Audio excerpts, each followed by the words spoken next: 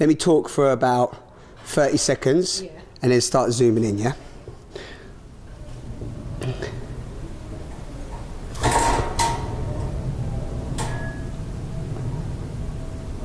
Living in a cage.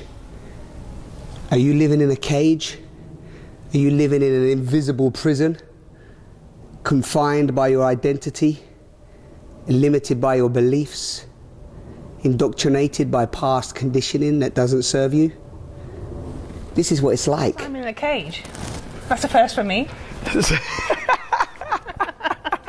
It's basically the first time I've seen any teacher in a cage, but I love it. I love it. I love the whole idea of this idea that we're confined by our conditioning. And well, I'm looking at this huge space which you've dismantled today, and thinking, well, what does that mean for you? You've found a cage. I know that you've sort of found many resources in this venue, and you're a very resourceful person. Now you're bringing it all down, and a year into some great work. How are you feeling about that? Good question. So, yeah, the spring space has been a wonderful place for exploration. I've often called it a lab of exploration, because it's been a place to really bring people together, which has brought us back together. We met each other many years ago, and you know, the exploration of the spring has also brought us back together, which is wonderful, and rekindled many friendships, but also created many new friendships, not just for me, for the people that have come into the spring. So the spring for me is what we called it when we created it and helped create it with Darius and Andrew, was called the Hub of Love, and it's very much has really been that for me. So yeah, it's dying now and moving on, which is great, and that's all part of the process. As one thing dies, something new emerges, and that space opens up. So that's really lovely. And yeah, I think moving on from this space is really taking everything that's happened in the last year, which has also been really for me to embody that, you know, embody what I've given, what I've received, what people have experienced, and so on, and now take that into the next, you know, the continued journey, which feels really rich. Yeah, really rich. I mean, I've come to many of your workshops, the Language of Love workshops, and I've gained a huge amount myself from them. And you know, there are some memories that stand in my that will just, I'll never forget. You cartwheeling and doing handstands and hugging and you know, the cuddle workshop, and that language of love is something that's very much part of you now, I feel. But as you say, that's dying, and I imagine the new project is this Burglar to Buddha project, which at the moment, as far as I can see, is a short film introducing many people to this concept you have, and it's your life story, essentially. It's an autobiopic, epic of epic standard, and I sort of saw it as a rags to riches story, but the riches are more in terms of spirituality for you as opposed to finance. And you told it all on what looked like a sort of kitchen notice board. Tell me about that. Yeah, interesting. Okay, so I was just curious where your microphone had gone to. Oh, okay. Where did you put it? It's here. Oh, I love you. Yeah. Is that okay? Yeah, it might be. Yeah. No, it's good. Yeah. I was just like, I wondered where you put it. That's good. Yeah. Do you think that will it's not right, as long as there's nothing rubbing on there. See what I'm like? I'm so used to do it. No, it's perfect. You're wonderful. Yeah. Michelle's interviewing me. She's been asking me to do this later, and I get caught in my own little Simon on the sofa. I'm like on the sofa. Start taking charge. Where's your microphone? Are you all set up? That's good. Take charge. I'm quite happy. Are you ready? You're doing it right. So you touched on a lot there.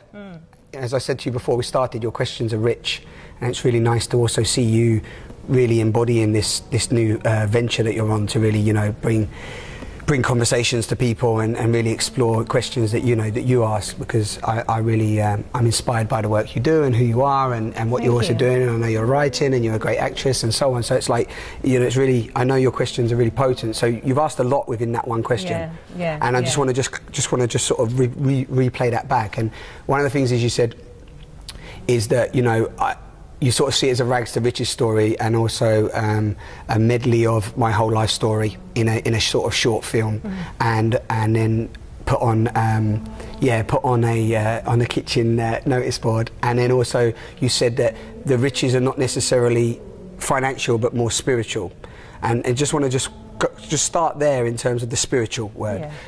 So what I sometimes do is I don't like to say something's any more spiritual now than it was maybe when me and you was born. In terms of like what happens in a lot of the spiritualism idea is that you have like an awakening and all of a sudden you're spiritual, and then so now something profound has happened and you're spiritual, and then what happens in the spiritual circuit is that then spiritual people think that other people are not spiritual, so there becomes this divide again, that I'm now spiritual and you're not because I've had an awakening or I've had some shift in perception, whereas the whole of the experience is accessible for everybody at any time, at any age, any modality, any like whatever their journey is, whoever they are, whatever nationality, breed, culture, and so on. The whole essence of this magnificent, wonderful experience is here, right? It's all happening. If I read a book by somebody who's written a book about spiritualism, and I perceive reality from some of the things they view, then I say that I'm spiritual. Whereas actually they're just defining their experience. Does that make sense? Yeah, it does, so I just like to just throw that out there because people go, oh, you're spiritual, you're spiritual now. And I'm not saying I'm neither spiritual or not spiritual. I'm just saying that there's an experience here, many experiences, depending on what choices you take and what choices you make. So this was about choices. And so if we have that Burglar to Buddha arc. What would you say that arc? What was the learning for you? So for me, the whole of that journey, and I will tell you how it got created and so on, is that what we've created is actually a sort of,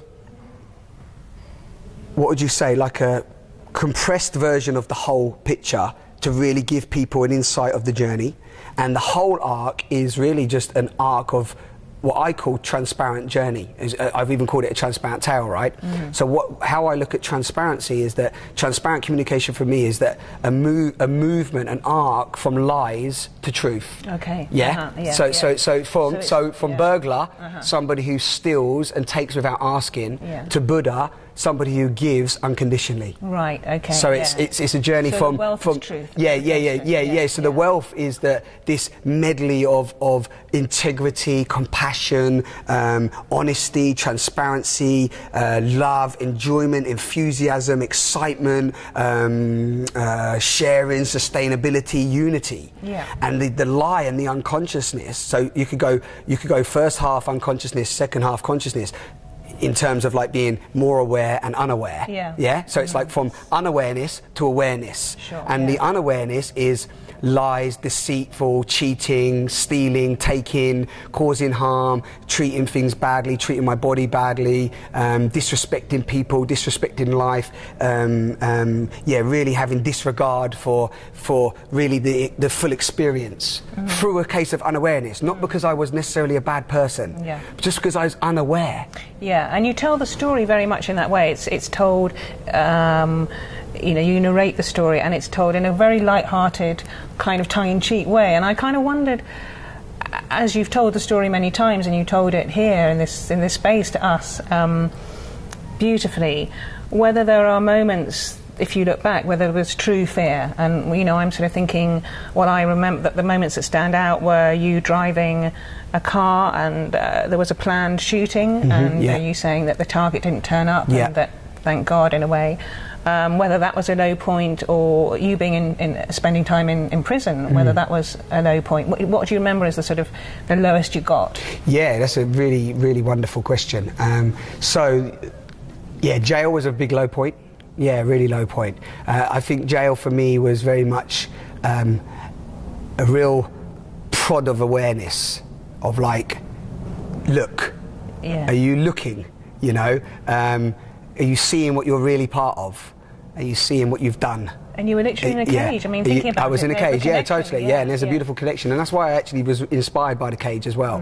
Because prison for me was very, you know, again, it's, you look at it, you can go, okay, well, I only did 3 months in jail, but I was in and out of police cells for a long time. So from 16 to sort of 18, 19, I was very much in and out of just the police cell as well. So, you know, I started to get quite comfortable with just being in there. You know, you go in there, you know they're going to come out, they're going to pull you out, you know you're going to get bail, and you know they're going to give you a bit of food, even though it's horrible. You know, so, you know, there starts to become a familiarity with crime, you know. So you're like, okay, I'm a criminal, you know. So then you know that you're driving around and you've either got something illegal in your car, whether that be marijuana, some form of drug, whether it be somebody you're actually driving with, they're probably illegal. The people are legal. The car itself is probably illegal to some extent. It's not necessarily stolen, but there's definitely probably something wrong with the car in some way. The license plates or the lights are wrong, or there's something illegal.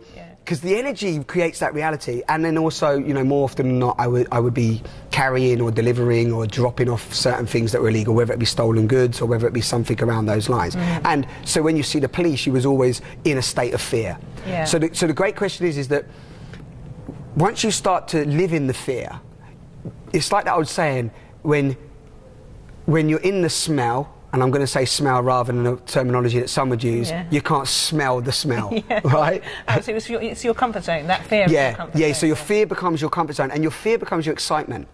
So, for example, you asked me about, for the drive-by shooting that almost happened. So, you know, when you take this, for example, this is the whole build-up to that, the preparation around that.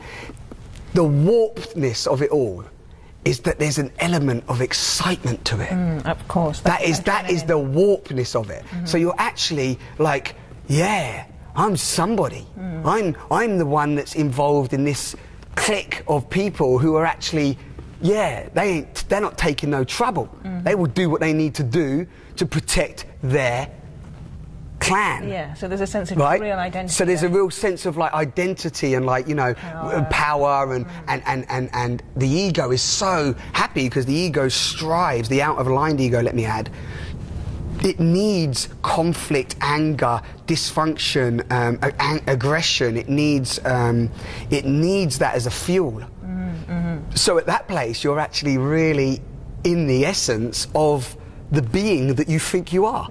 So when I talked about what I imagined a low point when you got depressed, or that actually didn't happen. It sounds like the prod was more about, okay, this is 3 months now.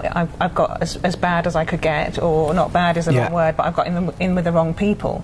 So you talk as well. I mean, there are all sorts of business ventures that you go to. I probably haven't got time to go into the many business ventures that you went into, but it was all a sort of search for maybe finding a new identity, finding money for yourself in a kind of more using integrity. But what do you remember at the moment that? Well, let's talk about that epiphany that you mentioned. So yes, you said also it's a search for search for identity. I think actually a lot of what I did and the whole driving force for me is that I've always been a very, you know, you would say a fun-loving criminal. No. I've always been like a fun-loving person, very energized, very enthusiastic, very loving, and always been very kind and so on. So even when I was in what some would determine as a bad circle, I was very much a light within that bad circle. Do you know what I mean? It's like, you know, I was fun and people liked hanging out with me and so on, and I was generous with things if I had it, and you know, and that was the whole point. So we also had this whole Robin Hood thing going on, that we were actually stealing from the rich and giving to the poor. So, you know, you had that whole, you know, you create identity, you create stories, you know, it's like, and you justify it. So I just want to come back to one of the things that was really clear for me actually prior to the jail. I was burgling for a long time before I went to jail, and doing crimes and petty crimes and so on, was actually when I started to see people's faces in pictures in houses. Faces? Yeah, in picture frames in houses. Oh, okay, the photographs. Yeah. I see. So suddenly you identified these people. I identified that these people were real, and not only they were real, they were probably beautiful people. And what am I doing? What am I doing? So, but the thing is when you're in a certain, and I don't want to blame this on anybody that I grew up with or anything. This was all nobody was forcing me to do anything. There might have been subconscious, subliminal manipulation going on, but I wasn't, nobody ever put my hands behind my back and said, you've got to smoke marijuana, you've got to steal, you've got to drive illegally or anything. Do you see what I mean? So I just want to just be clear on that this was, you know, I was very much in it. The difference is that you don't know that there's another reality outside of what you're in, you know, until you have the shift in awareness. So when I started to shift my awareness, it then took a number of years to really break out of that. Jail was one of those things that goes, do I want to continue doing this? Do I want to keep going in and out of jail? Because that's a path that you can take, and that's a path that I know people have taken. I think that's just such a lovely, coming back to that suddenly, that this is not kind of an anonymous household that you're burgling. That these are people that you might know, or it's possible that if this was your grandmother or your mum, you know. And I think that's really beautiful. There was a shift already happening there. There was always there was a shift going within me. So then, as I moved on with my shift, it was more of like survival mechanisms. You're in the fear, it's fight or flight, it's survival. Then I started to come out of that. I was like, well, actually, I'm all right. You know what? I don't need to be in these circles. I want to explore other things in life. I don't want to do that. So then you go on a journey of like good and bad. It's like crime is basically bad, and taking drugs is basically bad. So I want to be good. So I had a moment of like, well, I want to be good. So what do I need to be good? Okay, well, I need an honest job. You know, so because there's many layers of truth. Of course. So as I've evolved even more now, you know, even the ideas of what you might think are good, you know, you could look at them from a place of crime and awareness, unawareness, unawareness and awareness. But that's another story. So I want to just say that it was probably my driving force was like, I can do better than this. Yeah. And for many, it would be a decent, earn a decent living. And for you, it was setting up your own business. And becoming an actor. So that's the sort of next point I wanted to get to, because I think there's a sort of lovely irony about the fact that you talk about that the parts you ended up playing were criminals. And it's like this whole thing of roles. You know, I want to get out of one role and I keep coming back to the same role. And what's going on? I couldn't get out. It was really interesting. It was almost like something, the energy was saying, you've got to face this. That's really, because the first role that I got, as you know, was in jail. And the question they asked me, which was the ultimate, this was a real big turning point for me in terms of communicating my truth. They said, in the audition, have you ever been in jail? Right? Were you expecting that? No, right?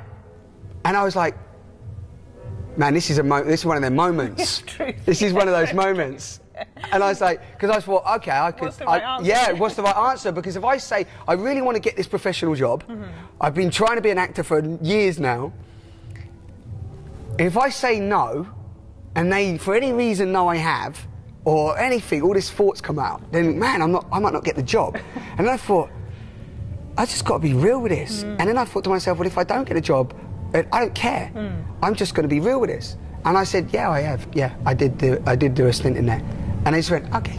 That was a reaction. You got the job in the end. Yeah, and I got the job. Yeah. Isn't that moment? And how long did that kind of, I don't know, censoring go on for? Because I mean, imagine it was just 2 or 3 seconds if you go. Yeah, of course, because you're in the moment and so on. But it probably felt like a long time, because actually it stayed with me. Because where I'm at the moment and talking like I do to people to help people take charge of their own life is taking me a process. I mean, for years, if I met you and even we were attracted with each other and we went out for dinner and, you know, we were getting to know each other, I wouldn't want to tell you that I'd burgled houses or that I've, you know, slept with prostitutes or that I've been, you know, into crime and I've, you know, smoked copious amounts of alcohol or something like that, because I'd instantly think that that's horrible things to do. I'd make a judgment. Yeah, you're going to judge me. But the problem is, what I realised, the most powerful thing is that for as long as I judged myself, everyone else judged me. And as soon as I stopped judging myself, forgive myself, and took responsibility for my life and what I'd done, and then enabled it to let go of it, that's when life got really rich. I mean, really rich. So all your secrets and the things that you would have hidden are now who you are. They're who've brought you to where you are now. It's a sort of and this transparency that you're showing today, you know, in something that might go public, that yes, I've done that, yes, I've done that, is part of this truth, this transparency. This is the transparent communication. It gives me tingles when I say that. See my hairs have gone on end. This is the transparent communication. As if everybody speaks from this transparent place, owns their story, realises this is not their story, lets that go and moves into to a frequency of transparency and authenticity and integrity and compassion, you cannot even imagine the planet. You cannot even imagine it. Well, I can say that as a receiver of that, I don't judge you any differently when you tell me that you've been through this terrible, you know, you have this past that was so difficult, I imagine, and frightening. I think if someone does that, maybe censoring the past, you know, as a human being, you can sense on some level that that person is not being totally authentic with you. And when someone is, it's so refreshing and exciting. Yeah. Going, wow, okay, this person's really able to open their heart. Yeah. And then, you know, in response, you do the same. Yeah. So I think that brings me on to, well, let's go to why you've told this, you've given us this wonderful 20 minutes story, which has, as we can tell now, you know, if you start to unravel it, this is probably a 2-hour feature film. Yeah, and then more, and it's got so many sparks off of that as well. Because, you know, one of the things that I've not made this as well from a consumeristic, I want fame and fortune, I want to make money. This is another thing. Because what happened is that when I was following an acting career for 10 years, it was very much I want to be on billboards, I want to be an actor, I want to be Brad Pitt, Johnny Depp, you know, and I want to be out there. This is now actually a body of work to empower people to own their story, forgive their story, and then step into their authentic selves. Meaning that it's about a show, it's about workshop events, it's about charities, it's about helping teenagers to really, you know, own their own story. It's about creating actually the real life movie that's going on out there in the world to really have an impact on that, so that our children's children move into a more of a harmonious way of being in line with how the universe and nature seems to be anyway. Because it seems that for whatever reason, and this is again no judgment, everything's happening as it should, but where we're up to at the moment is I see that the human species, through their own idea that we're separate and our own idea of domination, greed, power, separatism, competitiveness and so on, is actually created our species, just our species, to really be negligent and take and disrespectful to other people and the planet. So what I'm saying is I'm just a sort of like quite a practical, well, if it can happen one way, it can happen the other way. Not even like we need to have some beings from another planet come down and make it all right. I mean, it's within each of us. Yeah. Peace is within us, but you have to learn how to make peace with yourself. And that also takes discipline, safety, time in terms of, you know, embodying certain principles of living. And so it's a process. And how have you gone about finding that peace? Because I'm not sure whether we've got to that point where the epiphany moment was almost like an explosion of a sudden realization. That's how I imagined it. But you're saying really this took time. It's still taking time to find that peace. Well, no, it's not. It's not even. There's no finding peace. The seeking of peace takes you only further away from it. The peace is always there. The peace is here right now. Accessing it. It's accessing it by detaching from all the noise that you think you need to create it. Going on at the moment. Yeah, but this is beautiful. This is like celebration. Yeah, the celebration music just come on in the background. There's a whole gospel choir going on next door, you know. But I think, you know, even if you're picking it up, we've got some ambience, you know, lovely. Yeah. But what's wonderful with that is that, it's the idea that we create all of this stuff, all of this idea of future, all this idea of things that we need to obtain to be who we already are. And that's not to say that I haven't had a journey. I don't practice certain modalities, whether it be stillness, whether it be authentic speak, whether it be transparent communication. I'm practicing these aspects. But what changes is that when you make peace with the whole experience, that you're not in control of it. i.e., another access point for me is really acknowledging death, you know, really acknowledging death right now. So in this moment, right now, you and I are here, the music's going off, the sun's shining on our face, we're recording this wonderful talk, and there's nothing wrong. There's not a thing wrong. Your eyes are working, your hair's in the right place, everything's here, Our fingernails are growing to the right place, like I said in the talk. Everything's here, fine. And it's only when we go out. We often come from a sense of lack. Well, we come from a sense of lack based on our thinking. Yeah. And, you know, and again, for people listening to this, I don't want to proclaim I know anything. I'm just saying that I would... Simon always says he actually knows nothing. Yeah, no, nothing. So what I mean by that is, I can only share what I've experienced. I was in a place of fear, constantly running to the future, constantly worrying about what this world might give me or not give me. Now I'm in a place of not being worried about what the world's going to give me or not, because it's given me so much. I mean, it's abundantly giving constantly. I'm not concerned about the future or what I'm going to be or not be, status, label, whether I'm famous or not famous or so on. And more importantly, my only concern is how I can continue, it's not even a concern, to just embody this full experience of being an indescribable being. And for you, I can absolutely see you embodying that. I think for many of us who are not there yet, you know, there are many questions of how do we get there, because you know, we've all had our conditions, we're all in cages to a certain extent. And I You've think got to get in that cage. Yeah, yeah. Or even, sorry, carry on. Actually, kind of see where the boundaries stop and start. You know, and what comes to mind is this P.L. Travis quote. She said that it's very much about what we have to do is unknow, because as we're born with all knowledge in a way, we're born with all innocence, and at some point we start realising the separation and the dependency. So it's unknowing a lot of that, isn't it? Well, we're not even unknowing it, knowing that it doesn't serve. That's nice. Knowing that it doesn't serve. Does it serve you to sit at home all day telling yourself you're a horrible person?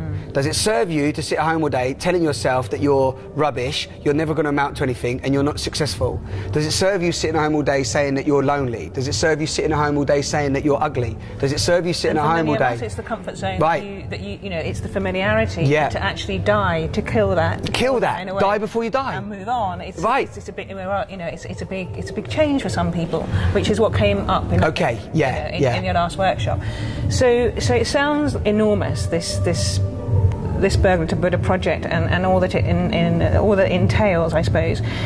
Let's talk about... I need some help. Do you want to help me? Yeah, I was going to say, let's talk about what you need now. What resources you already have, and perhaps what you're looking for. That's again, really lovely questions. And I also, I just want to, and I always bring back things, but I don't want us to miss things, and people listening might think we missed something there. As you said, there's somewhere to get, and I really think that we also need to stop thinking that there's somewhere to get. There's no... You're a real pedant when it comes to language. I think that's a really good thing. You know, you are no different than me. You are, as I look at you in the eyes and you look at me in the eyes, we are the same. I have not done anything that you can't do or can even surmount and move beyond. You know, it's like you've got nothing you need to fix or do or anything. You are enough right now, in this moment. And what goes into my head when you say, how does that serve you? Deep down I know that looking in the mirror and going, I look like shit today, doesn't serve me. And then there's something else that needs to happen, it feels. You know, again, that word need. You know, there's something else that it involves something else. And maybe it is simply, someone else to help that, maybe, a community. Maybe a community. Because I think those days when we all gather together, that's in a circle, that sense of we are one and we are all going through the same cycles of, love, fear. There's a real sense of I'm not alone, and sometimes it's the being alone that kind of creates that pattern or allows it to continue. So I think what I felt is that being together actually helps some of this stuff resolve itself within us. And that can happen as well with people and without people. So the other thing is what we do is so wonderful what you're saying, and there's so much again there. It's so rich. These conversations with you are rich because what it is that you're in a place of inquiry, which is wonderful, and you're in a place of question.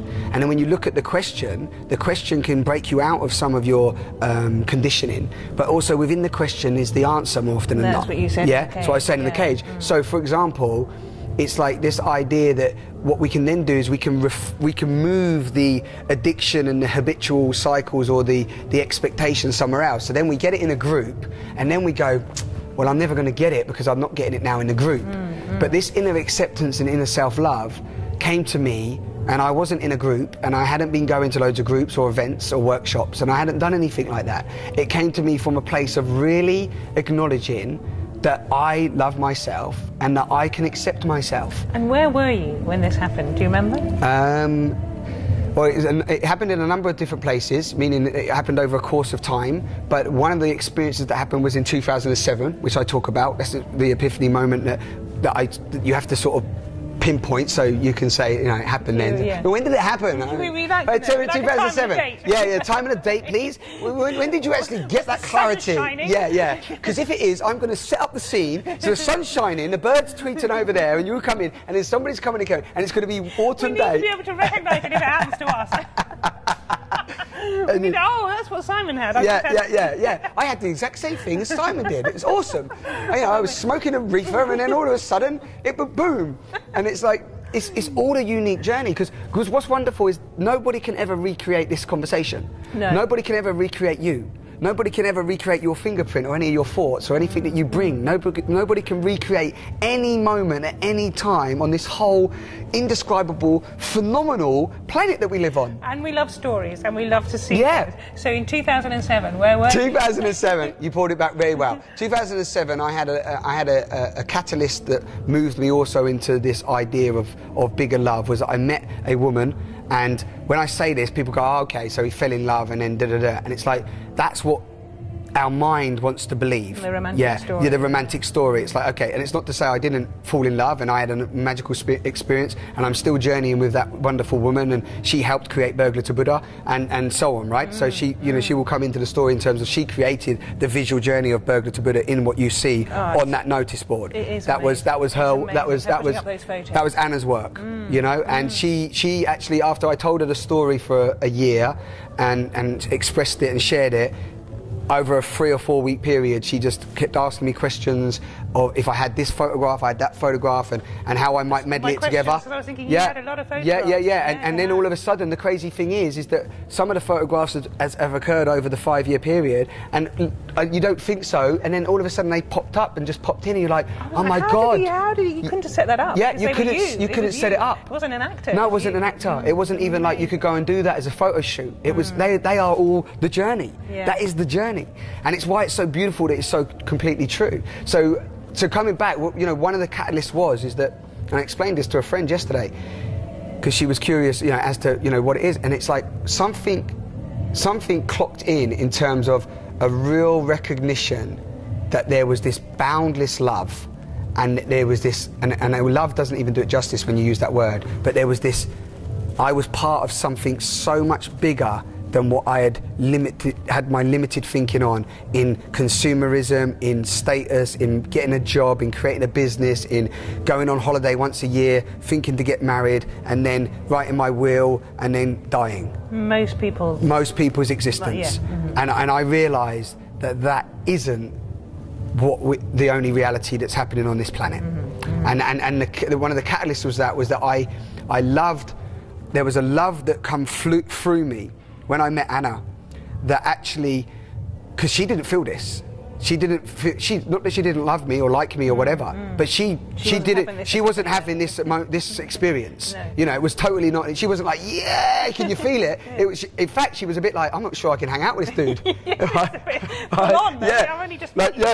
She's a bit like, I'm like, yeah, just let's do it, and if you ever asked her, I think she would say that she was probably like that energy, but I think it was very overpowering as well. Sure, and for 2 months, I was in a state of, and I call it ecstasy because I've taken ecstasy tablets, but I was in a real heightened state. And the funny thing is now my experience has become that. Oh, I mean, wow. So that's the crazy thing. Yeah. So when I've taken ecstasy before and people go, oh, you've taken ecstasy. Oh, Michelle, oh, look at your lovely, the white hairs that they just come off your brown skin. Oh, and veins. Everything's heightened. So everything's heightened when you take certain drugs. And then what I realised is that I was just in this heightened state where I was really acknowledging more than I'd ever acknowledged, and I wasn't taking drugs. So I hadn't taken drugs for years prior to that. And then it was like, well, I say that, it wasn't much long before that, because then from 2007 to now, I haven't taken any drugs whatsoever, no cocaine, no no drugs, no, you know, very small amount of drink, you know, as the process transformed and so on. And, you know, I have friends in France, and when I go there, they're like, you must drink a glass of red wine. And I'm like, I don't drink red wine. What do you, sacre bleu, what do you mean you don't drink red wine? It's true, you know, that most of us kind of, I mean, for me, I ask the question that comes up now is, how do you sustain that? Because, you know, we all kind of have highs, and then there's a sort of hangover, or there's a sort of a consequence, you know, implication of being high is that, oh my, you're exhausted. But I never see you come down from that. I mean, that expression. And I would just wonder, do you sleep at night? Is Anna able to keep up with you? Totally. Are there any disadvantages? No, there's no disadvantages whatsoever, and I practice a lot of stillness and a lot of just being. And actually, people that may have known me over the years, you know, actually there's more of that excitement and heightened awareness in the state of silence.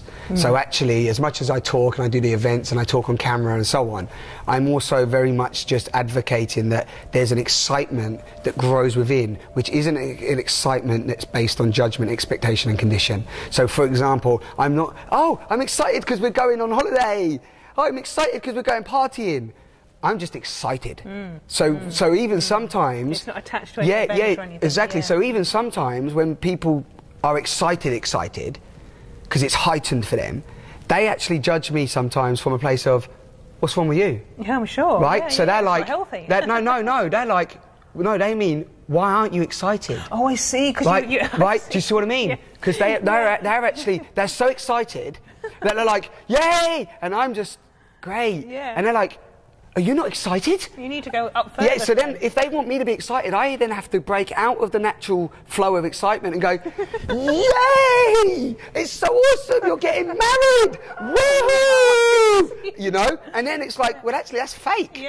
Because I'm like, that's so beautiful that you're getting, you know, you're going on holiday, have an amazing time. Well, you don't sound excited. And it's like, because, and the reason being is because they get the peak of their excitement based on when they're not excited.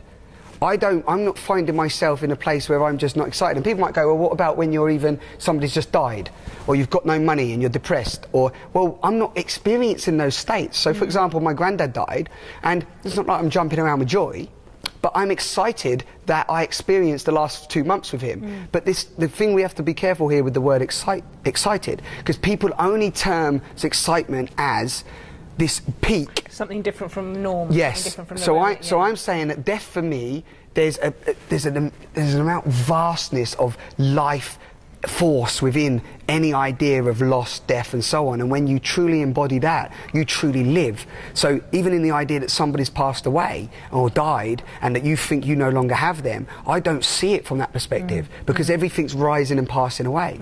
So I've shifted, whatever the I is, my reality has shifted into a different state of perception, and that is what I can share, and somebody may be able to experience, but I don't want to proclaim that I'm saying that I am somewhere that you need to be. Because if I have to make that clear. I'm not a teacher. I'm a friend telling you a story of what I have experienced transparently. And my sense has always been with you, and you've talked about this, is your passion is this wanting to share. I mean, you are very passionate about kind of spreading the word in a way, and you know, I'm not saying, I don't think you ever come across as someone who feels better or wants to seem better, but what you have is contagious, and I think that's what's really lovely. And you know, a point that you made there about death, and you know, I think fear of death is actually what gets in the way. It's given to all of us. Yeah, of course. It's the fear of death. And you talk a lot about fear and love, and those two polar opposites in a way. But bringing them together. Yeah, and bringing them together as one. Yeah, and what also the oxytocin and the... You like the oxytocin now, don't you? Oxytocin, and what's the other one with fear? What's the other one? Cortisol. Cortisol. Because if anyone ever asks me about these workshops, I go, well, the point is that this is hormonal stuff, and it can actually affect your body, make you really ill and have heart attacks if you live in the fear one. But if you live in the love one, your libido goes up, that always goes down well. And but did you keep the chart, yeah? I keep the chart. It's a great chart. Yeah. And I feel like this oxytocin is running through you constantly. Yeah, it feels that way. I'm a little bit like, yeah, someday, like even now, you know, I'm feeling quite hot, you know, are you feeling hot? I'm feeling quite hot, man. And it's like, you know, I know you're hot and I'm on the sofa, but I'm feeling like, I got like I'm even sweating and I'm like, I got like my hair's on end and I'm really pulsating. It's charged. I'm almost like need a drink or something, you know. Not an alcoholic drink, just a cool lubricant. Which probably could go into the coccolada, but I think no, yeah. Don't do that enough.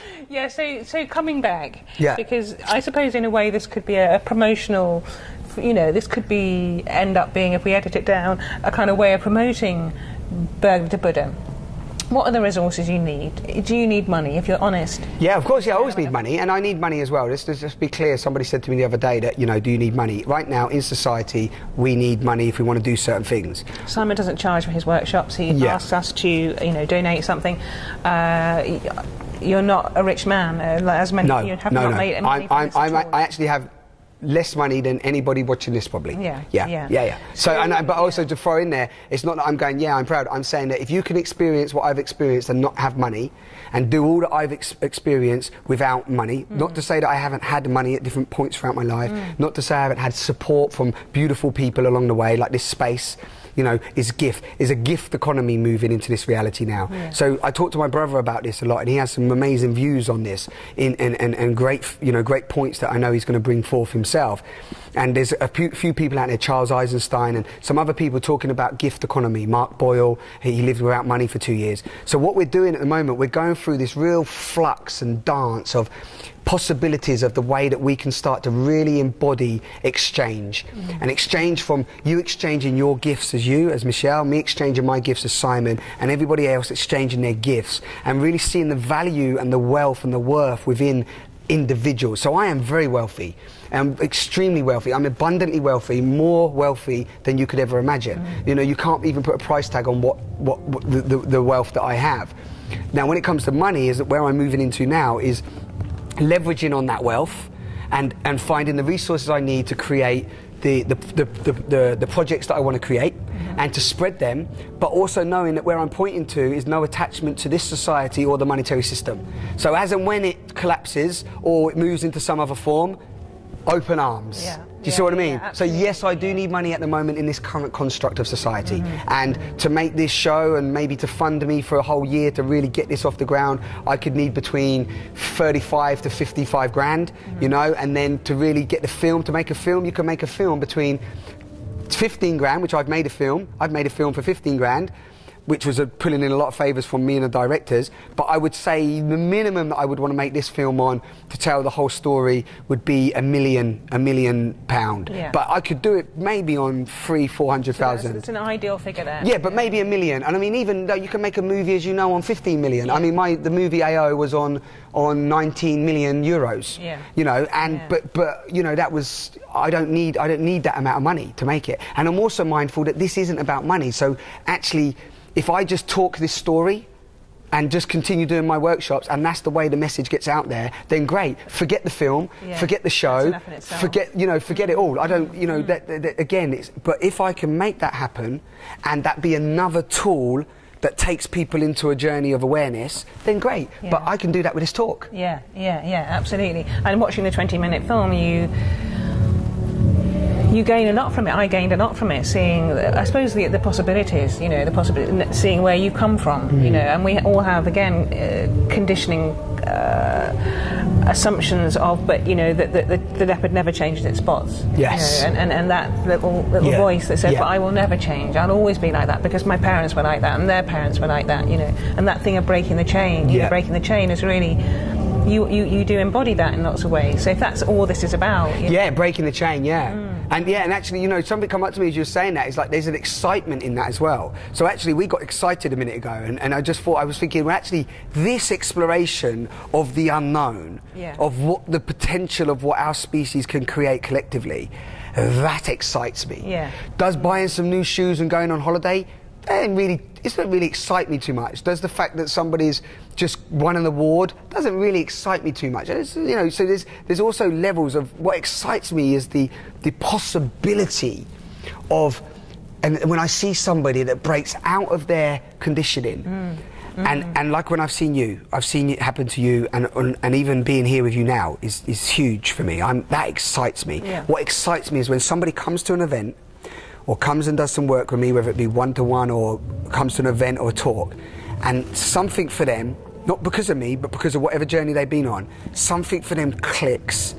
And when it clicks, you see it in their eyes. And when you see it in their eyes, there's just this energy. And if you think about the electromagnetic field, which is 15, science has measured 15 feet wide radius. What happens is that the heart is a pulsating. So when they get this click, this realization, it's not to do with the head, it's to do with the heart. The heart goes boom, and then the electromagnetic field goes boom. And then sometimes people's field might be a bit dim, and then all of a sudden it's like that, and you feel that, and man, that excites me. I can tell. Yeah, that excites me. Yeah, you're a facilitator. You facilitate that event. Yeah. I think that's how I see you. Yeah. As a facilitator. I don't know if that answers your question. That was resources. It does. So resources, yeah, we do need resources, and if you check out the website, you can see that. But I know this isn't about that. And also that project is also, it's not about just sending it out and it's entertaining, which is great for people that are seeing that and having a great shift in itself. I mean, what Anna created there is awesome. The fact that people are watching that and already having a shift, and it's doing its work.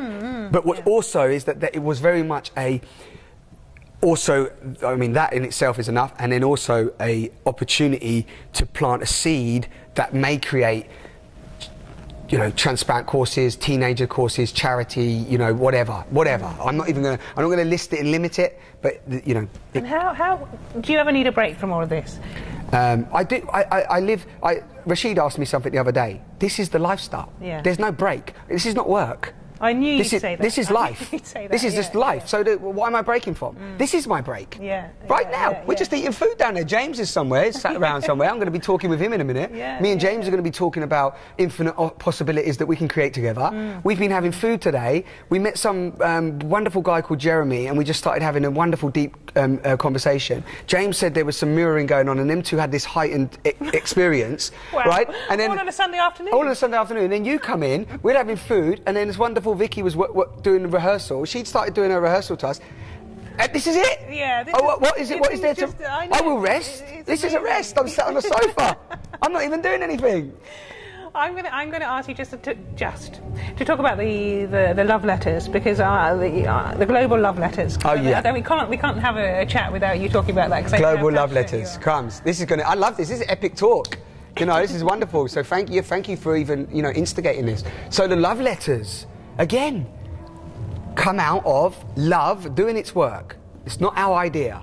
Love, whatever created an anonymous love letter that Miguel found. You know the story. You was with him. You was with him. The Valentine's. It was after we had a Valentine's workshop, and you were talking about love, romantic love, and what real is love. Love? Yeah, what is love? Yes. And as we went back along to Waterloo, there was an envelope on the floor. Miguel picked it up, and it was just so perfect, because we talked about, you know, there is no such thing as, you know, it's about loving everyone around you. And this letter said something like, "Whoever you are, I will never meet you, but I love you from the bottom of my heart." And there was no. I would never hold your hand or kiss you. Yes. Yeah. And we were like, well, this is some publicity stunt, and there was nothing there. Yeah. It was a simple. And from this came. Yeah. So from this came the story. That story. Yeah. And then what also happened is that I was so buzzed up at the time by a guy called Mr. Happy Man, a video that I see, which I don't know if you see that video, right? So Mr. Happy Man is this wonderful guy in Bermuda, and he goes out in the morning from, I think, 5:30 in the morning till 9:30 or whatever, rush hour, stands on a roundabout, and he says, "I love you, I love you, I love you, I love you." That's my best Jamaican accent. I love you, I love you, I love you. It's almost Indian Jamaican, but hey, we're multicultural, right? Yeah, I love you, I love you, I love you. And he does that, and to the point where people need to go round the roundabout sometimes, more often than once, in order to make sure that they see him and he says I love you to them. Blessing. They've even put a statue up in his name. Right. So how far back are we talking? Is this? No, this happened. This happened in February, right? So it all happened in February, or like thereabouts. So then I was like, well, I started saying I love you to everyone on the street. Yeah. Right? So you should see people. It's something you asked us to do, and I have yet to be able to do it. Well, you do it. I still do it. I walk past and say I love you, and people are just like, did he just say that? Did he just say that? So anyway, that was a medley. that then inspired me, like, we have to film this talk. This all just come through me. It wasn't even like, I was working on other stuff at the time, and I just come home, I said to my friend and cameraman, and just said, look, we got to do this, this, this, this, and film this, and put this up, and he's like, oh, okay, we'll just do this. And he's like editing that, and come out and film some stuff. We put these videos up, and then we sent it global. And now it's gone global to the point where people have sent us messages from Colombia, from Australia, from Vancouver, from Brazil, from Europe, and they're saying that they've done these love letters, and they're doing them in groups. They're doing them in, it's all over the place. What does it entail? Because for those of us that it entails. Okay, so if you've never heard it before, then it entails writing an anonymous love letter, naming it for you, and signing it "I love you."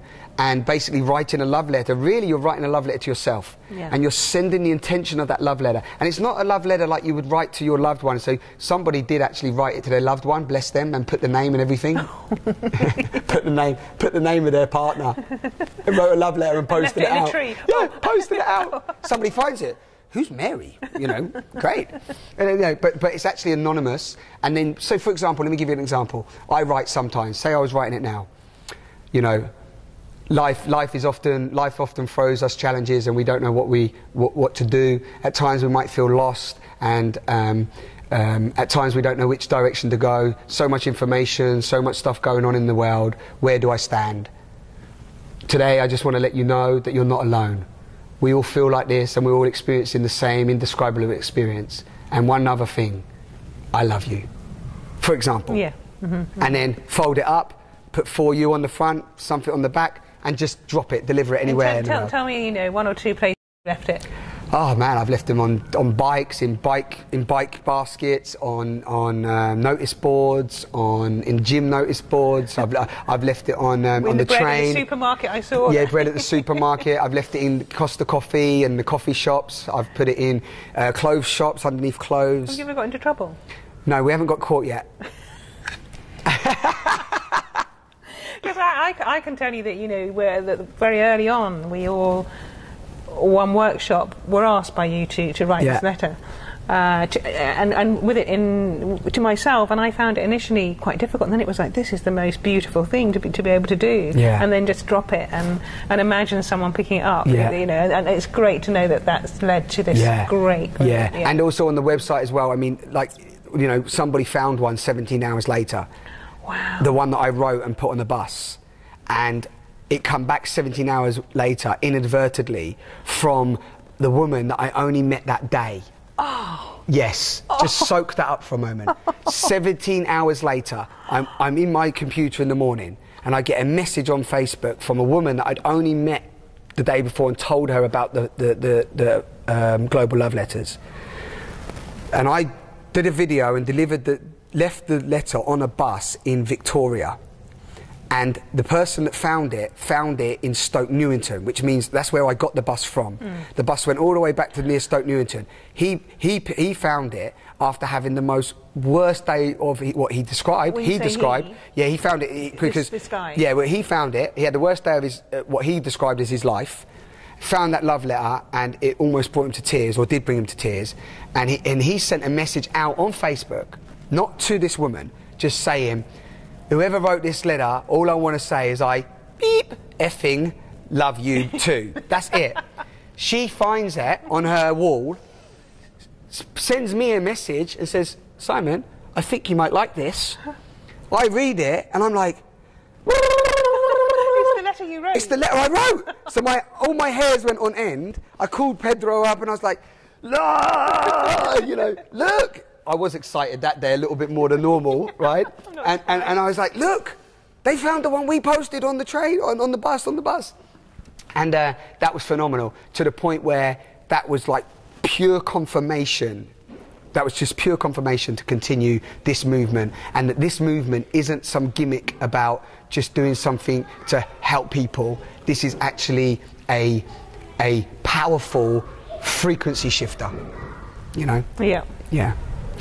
It has been phenomenal talking to you, and there's a sense, I can't put my finger on it, that you are generating something much, much bigger than anything I can put my finger on. It's phenomenal. And it's been great to talk to you. Bless you. Did you ask all your questions? It was wonderful.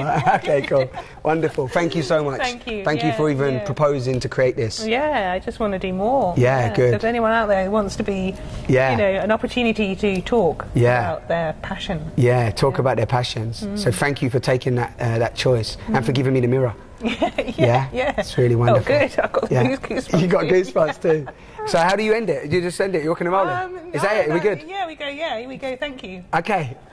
Give me a hug. Awesome.